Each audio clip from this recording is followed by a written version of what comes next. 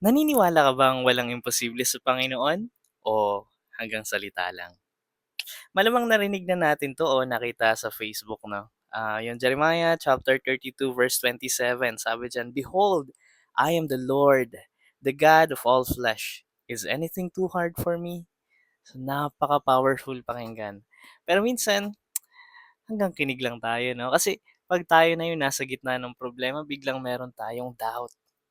Imagine we pray pero may reservation, we believe pero may what if, we trust pero merong kaba sa puso. Hindi naman natin sinasabi na limited si Lord, pero sa reactions natin parang gano'n na rin yung nangyayari 'no.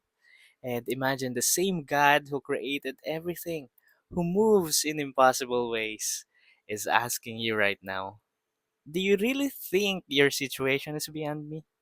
No, kung ano man yung situation, yung season natin at the moment, is it bigger than the Lord? So kung ang sagot mo ay no, then it shouldn't stop at words.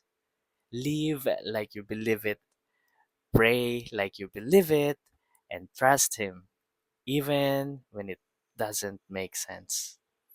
Like mo to kung sang-ayon ka. Comment mo rin, walang mahirap sa Panginoon. At kung di ka pa naka-follow, baka naman. God bless. God is good all the time. Bye-bye.